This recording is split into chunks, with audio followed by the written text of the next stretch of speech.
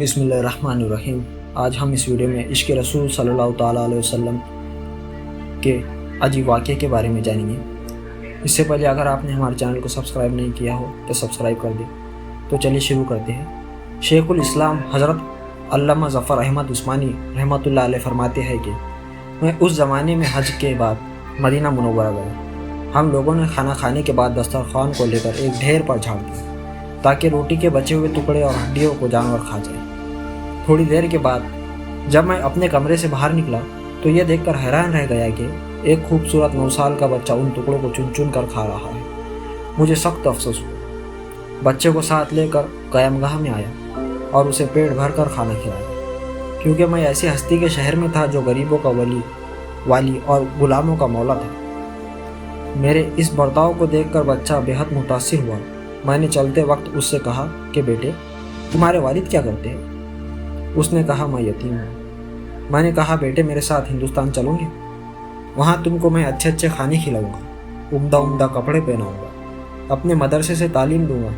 جب تم عالم فاضل ہو جاؤں گے تو میں خود تم کو یہاں لے کر آؤں گا اور تمہیں تمہاری والدہ کے سپرد کر دوں گا۔ تم جاؤ، اپنے والدہ سے اجازت لے کر آؤ۔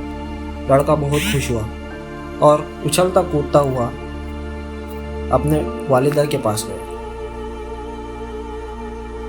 وہ بیچاری بیوہ دوسرے بچوں کے اخراجات سے پہلے ہی پریشان تھی۔ اس نے فوراً اجازت دی۔ بچہ فوراً آیا اور مولانا کو بتایا کہ میں آپ کے ساتھ جاؤں۔ میری ماں نے اجازت دے دی ہے۔ پھر پوچھنے لگا کہ آپ کے شہر میں چنے ملتے ہیں؟ مولانا عثمانی رحمۃ اللہ علیہ نے بتایا یہ ساری چیزیں وافر مقدار میں تمہیں ملے گی۔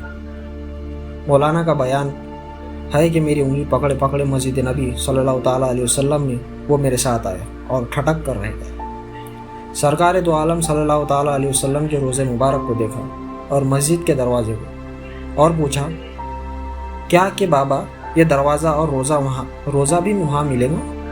میں نے اس سے کہا کہ بیٹا اگر یہ وہاں مل جاتا تو میں یہاں کیوں آتا؟ لڑکے کے چہرے کا رنگ بدل گیا۔ میری انگلی چھوڑ دی۔ بابا تم جاؤ، اگر یہ نہیں ملے گا تو میں ہرگز اس دروازے کو چھوڑ کر نہیں جاؤں گا۔ بھوکا رہوں گا، پیاسا رہوں گا۔ اس دروازے کو دیکھ کر میں اپنی بھوک اور پیاس بجھاتا رہوں گا، جس طرح آج تک بجھاتا رہا۔ یہ کہہ کر بچہ رونے لگا اور اس کے عشق کو دیکھ کر میں بھی رونے لگ گیا۔ جزاک اللہ خیر۔